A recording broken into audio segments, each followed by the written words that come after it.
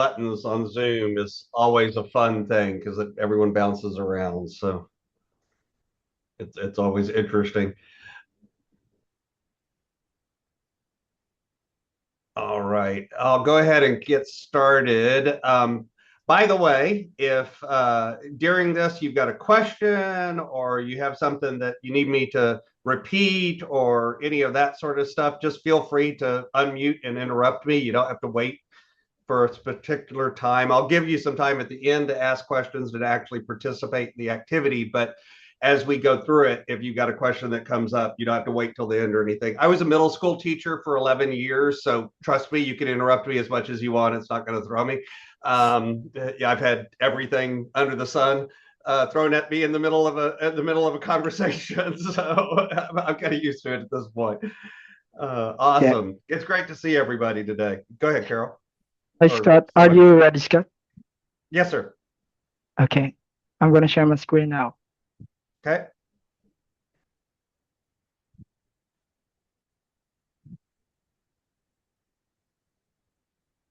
We don't become by intention alone. We become through action. And lasting action is always anchored in purpose. Family, today you're about to hear from a man who helps people stop chasing success and start living in alignment with their calling. Scott Maderer is the founder of Inspired Stewardship, a coaching practice created to serve entrepreneurs and leaders who want to live out their purpose with integrity. Scott helps people align how they use their time, their talent, and their treasures so they can live fully authentic lives. Through his work, Scott has served over 1,000 clients in more than 20 countries and is the author of Inspired Living. Assemble the puzzle of your calling by mastering your time, your talent, and your treasures. In Purpose Plus AI, Finding the Way Behind the What, Scott will show us how to combine the precision of AI with the power of personal motivation. So technology amplifies our purpose rather than replaces it. Family, this is about clarity, calling, and doing the work that truly matters. Help us welcome Scott Maderer.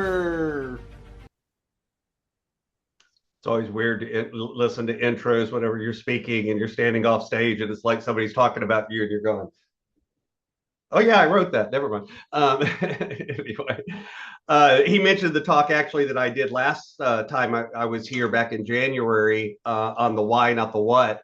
But again, as I mentioned up front, what we're going to be working on today is what I call the 5-minute money reset. So the truth is, when we talk about money, the mistake that most people make is they think that money is about math. The truth is, money's not about math. Yes, you have to do math, but it's not about math. Instead, whether you're an entrepreneur, whether you're a solopreneur, whether you're working by yourself, even your personal finances with your spouse or your significant other, or for a single person, the truth is most of the time when we have a money problem, we don't have a math problem. Instead, we have a habit problem, we have a decision-making problem, we have a belief problem. We have all of these things going on in our life that cause stress and have us make decisions in ways that aren't really good for ourselves. And we kind of begin to develop defaults and behavior that we just do without thinking about it. And so what I'm going to focus on today is something that you can do in about 5 to 10 minutes every week as a quick reset to help you ask some good questions and use AI to kind of do what AI is good at, to bring that in and let you kind of figure out what's going on. And so this is designed to help you spot money leaks, help you name what the real issue is, and then identify and begin to make one tiny move that actually sticks, something that you can actually follow through on. Because the truth is, when we talk about dealing with our money and doing good, what I call stewardship, which is using your money in a way that has intentionality and purpose, whether it's your time, whether it's your talent, whether it's your money, doesn't matter. What happens a lot of times is we don't boss it around in the way that we want to. We let money become our master instead of us mastering money.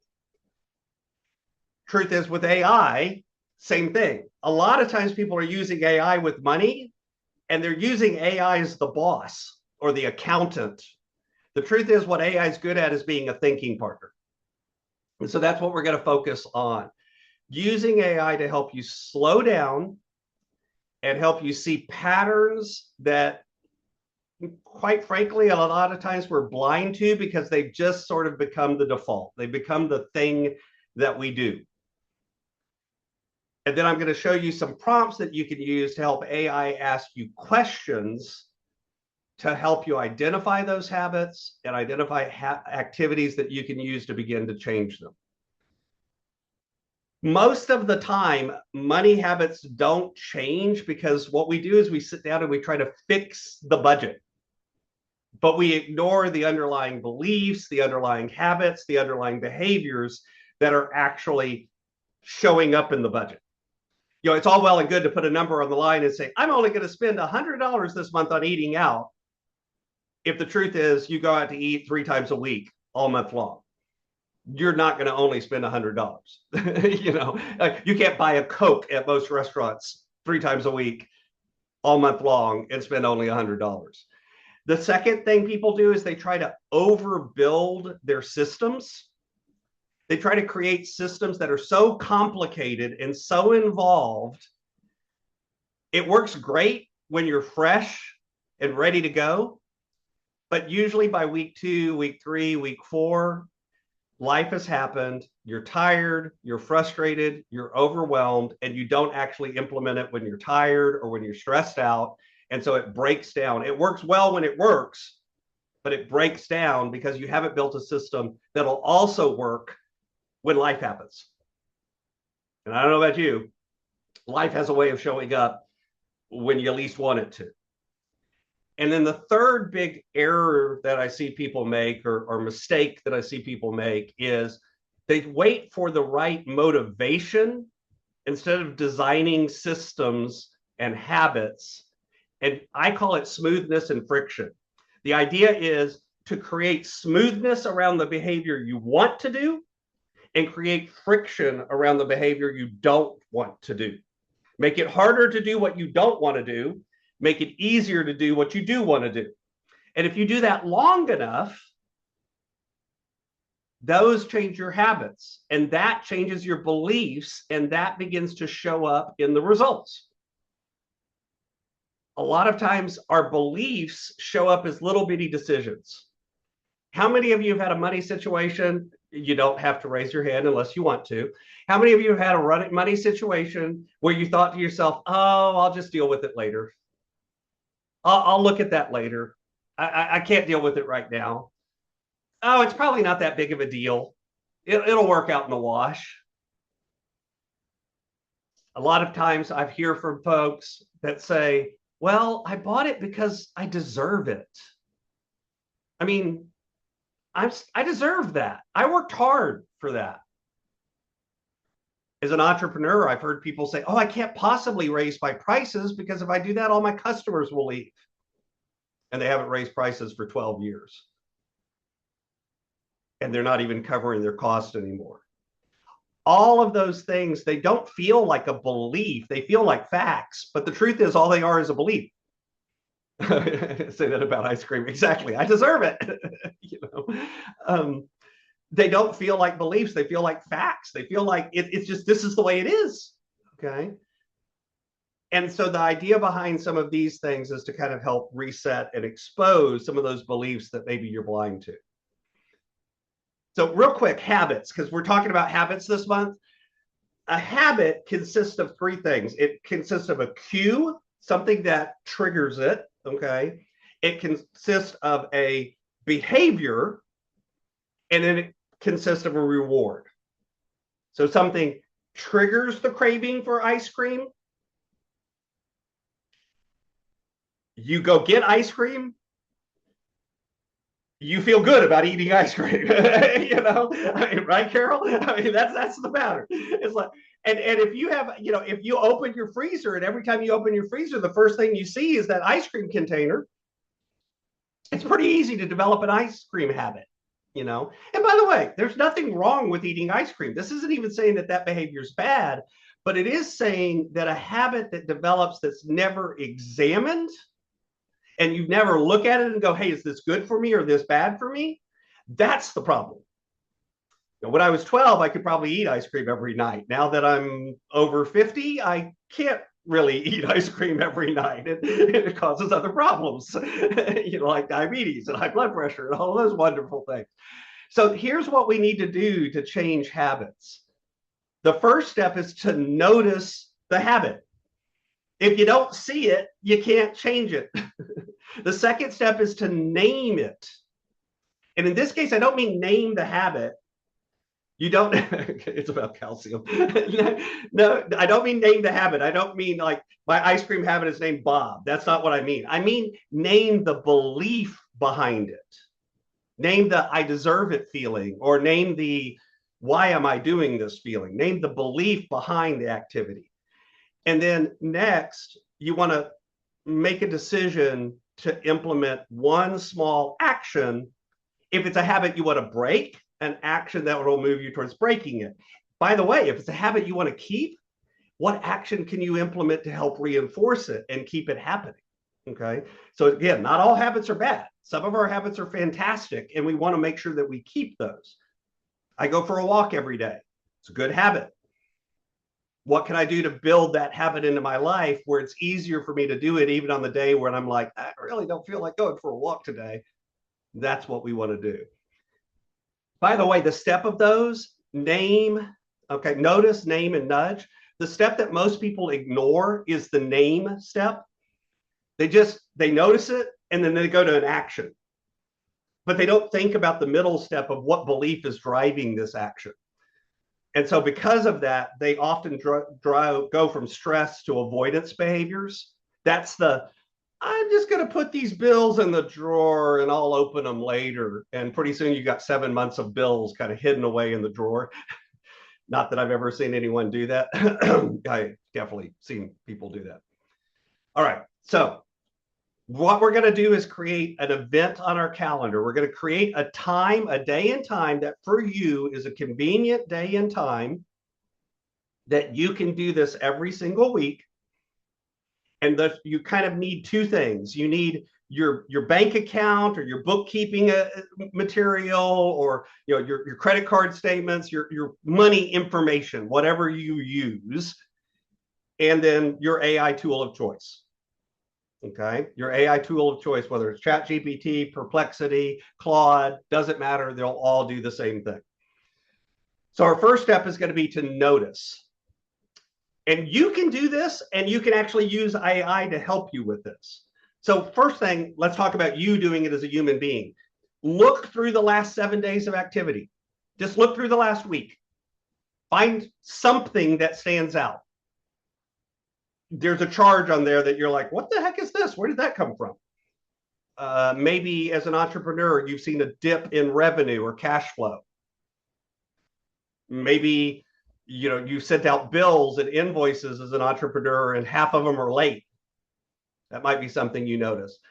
Maybe it's something on a personal account. Maybe all of a sudden it's a spike in a particular area of spending.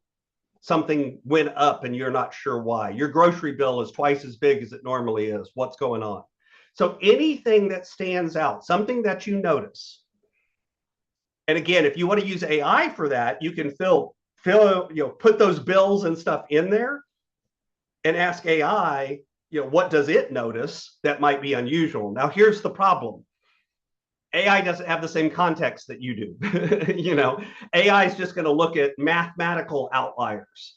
Even if you train it over time and give it a lot of data, and the more data you get, the better it gets, eventually, it's never going to be perfect at it. So you've got to look at it too with your eyes and with your mind and kind of go, what do I see? What's here?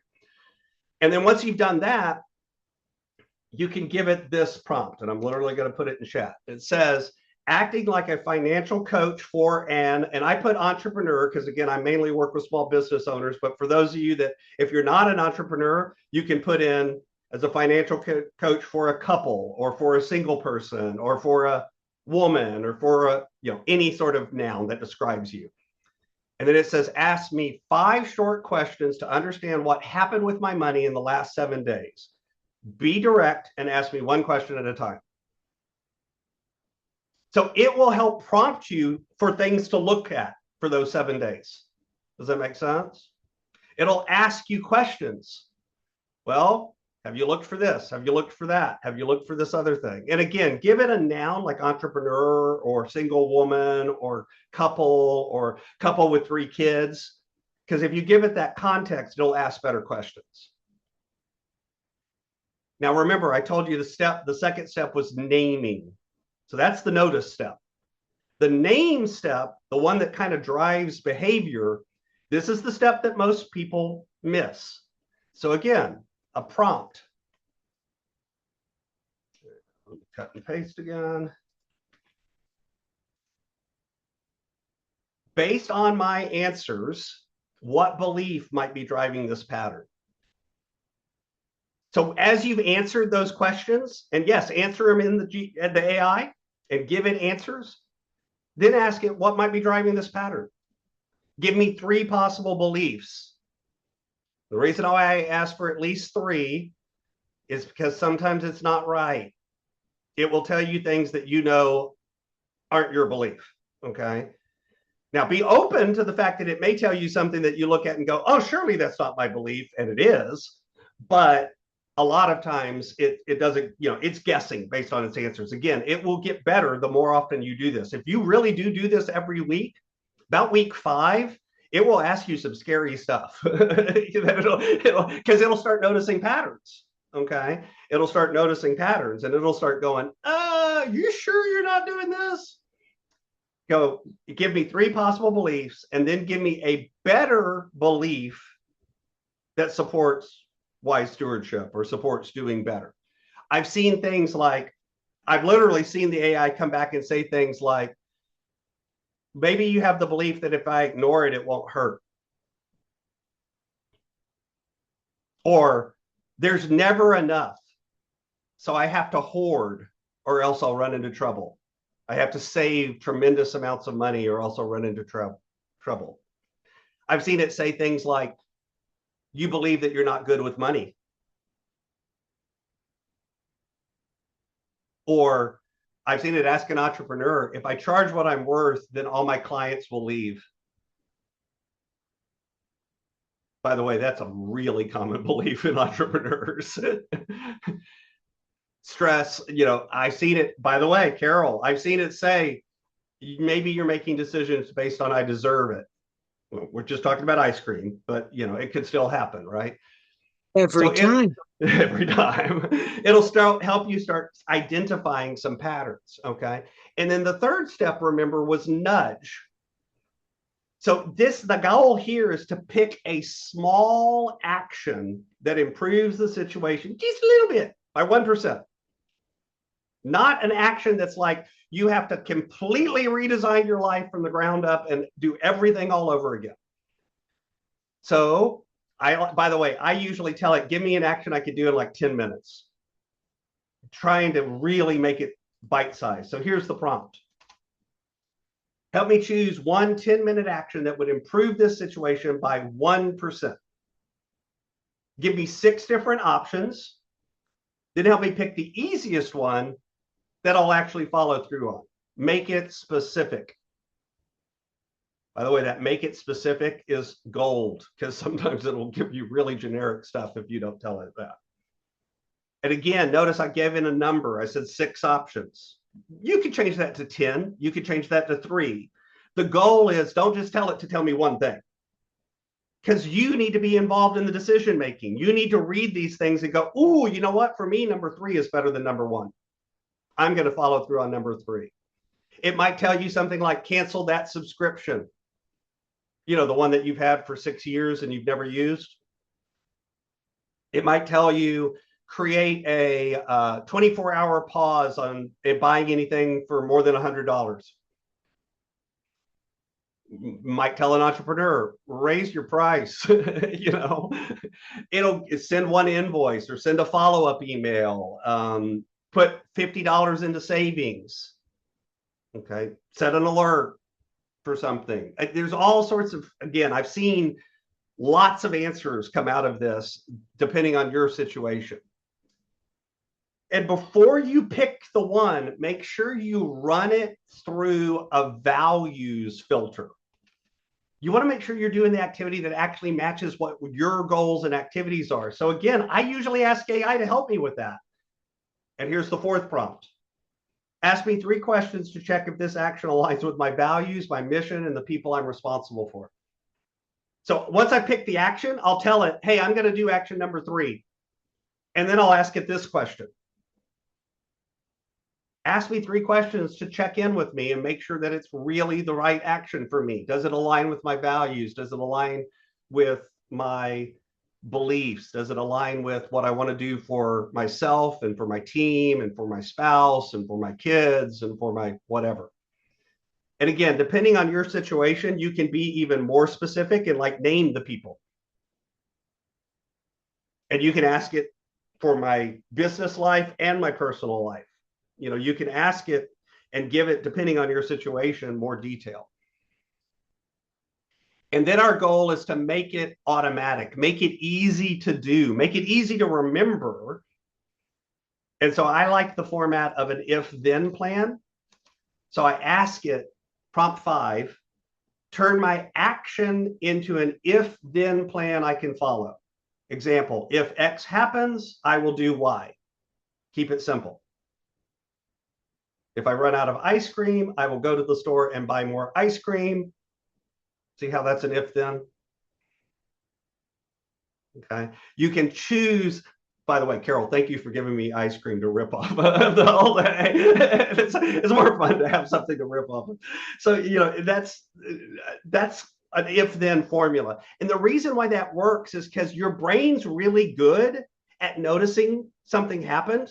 And so if you give it an if statement, your brain goes, oh, that happened. And it automatically serves up the then part. It automatically goes, oh, that means I need to do this. I mean, think about it, right? That's Pavlov's dog, okay? Not calling us dogs, but we do get programmed the same way. You know, if the bell rings, the dog salivated. Well, for us, it's, you know, the doorbell rings, what do? We run to the front door. The phone rings, what do? We grab it to answer. These are triggers. And so the if-then is a way of creating your own habit trigger and pre-programming your brain with what it's supposed to do in response. You want it to keep it really simple. And now you can begin to reprogram your habits. Okay. So right now, if you want to, you can open up an AI tool in the background, and you can open up some of your transactions for the last 7 days. And if you notice something that annoyed you, how many of you have something that's annoyed you in the last week about money? And if it's nobody, y'all are lying, because it's always so, yeah. Okay. So take that thing that kind of stood out to you over the last week and ask these prompts. Okay. Now I'm going to put the first 3 prompts back on, you know, or kind of the remembrance of them. Let me go down here. Here is, I'm going to give you all of the prompts kind of in one chat, so it's easier for you to copy all of them. If you didn't copy them one at a time as I went, you can just copy that whole block.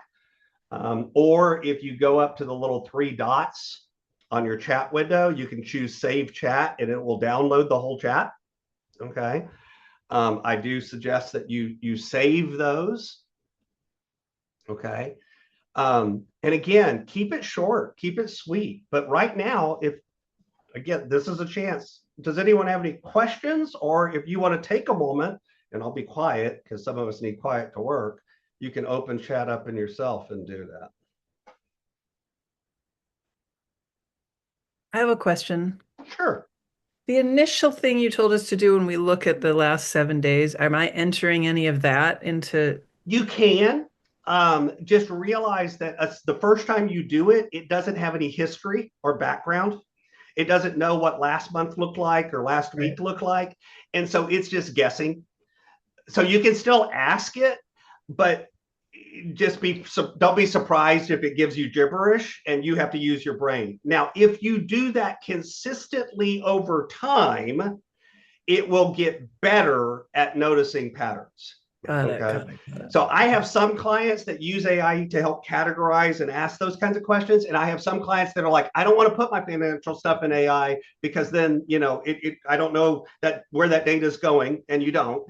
And, I don't know what's happening to that. And I'm worried about it. So I never say you must do that because it is a very personal decision, but at the same time, yes, it will get better if you give it more and more financial information over time and asking more personal questions.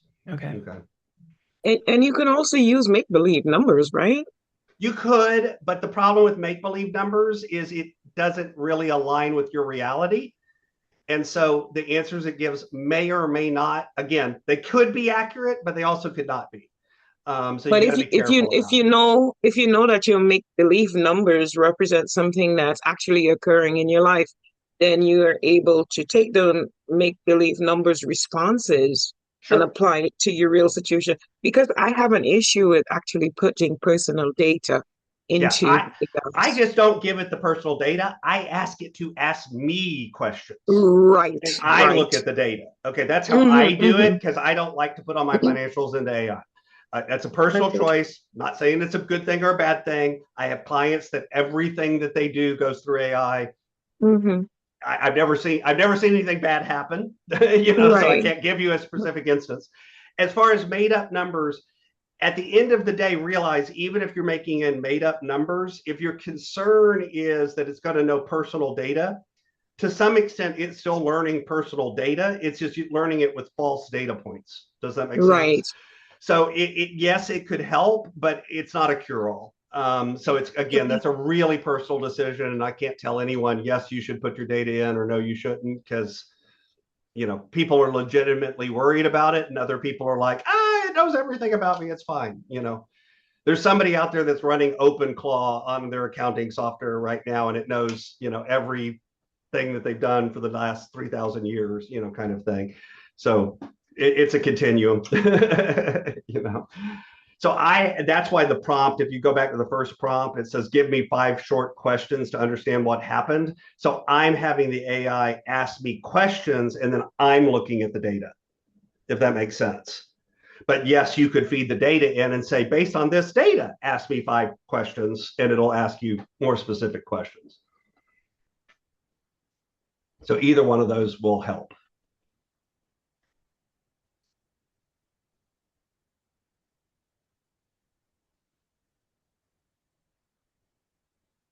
And again, this is where, so I'm a coach, and sometimes this is having an accountability coach that's a human being can be helpful. So I don't think this replaces your accountant or your bookkeeper or other human beings asking you questions either, but it is a good thing to be doing.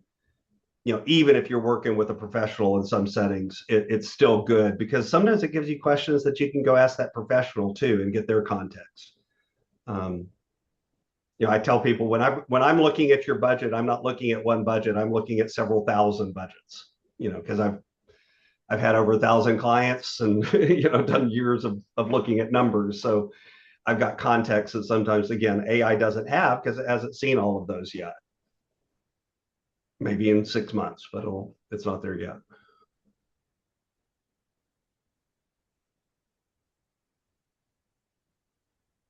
And if someone has something bubble up that they've gotten as a question or a result that has shocked them, and they want to share, you're welcome to. But again, finances is so personal, I never expect people to share.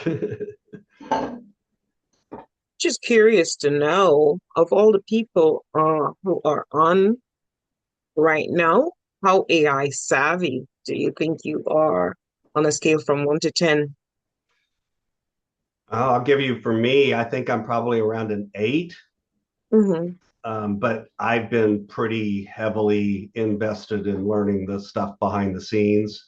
And I use multiple tools, and I use them daily. But I'll let anyone else. Selena put in 8.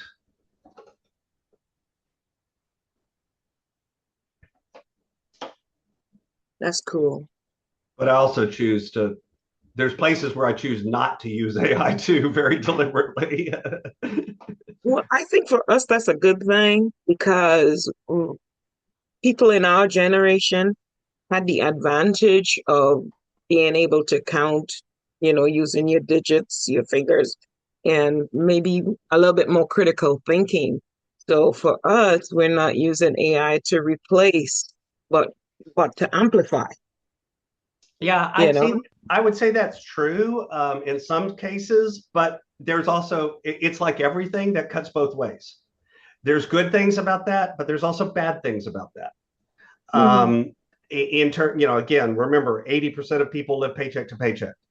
Hmm. So it's not like, and that includes our generation, So Yeah. it's not like people have been doing it right for decades, Hmm. and AI is making it worse. It's more like it's like any technology. It's I don't know. I remember. Do you remember the math teachers yelling about calculators? Yeah, I People. do. If we start using calculators, everyone's going to forget numbers. You know, it didn't Yeah. happen. Technology. There's a pro to using a calculator. There's a con to using a calculator. Hmm. You know, Same thing with AI. I think there's a good side to it. I think there's a bad side to it, and that's where us as human beings have to use our ability to judge and discern. I don't think it ever cuts one way. I think it always cuts both ways. When I was a teacher, I actually had a quote, a paper that I used to hand out. I think we're about to end here in a second. I had a quote that I used to hand out, a piece of paper. It was about 7 pages long, single spaced, quotes every few inches, of going all the way back to Aristotle, of basically people saying that the world's ending because of this new generation that's coming up. You know what I mean? In other words, for thousands of years, we've been saying whatever new thing comes along is going to Hmm. ruin everything, and we're still here. So Yeah. it doesn't mean we shouldn't be concerned, but it does mean that we also can't overblow it and overinflate change either, because we just don't like change. That's a big problem. All right, I'll see y'all back in the main room. All righty. Thank you, Scott. You're very welcome. Go have some ice cream. I know, right? Now I'm Yeah, hungry. thank you, Scott.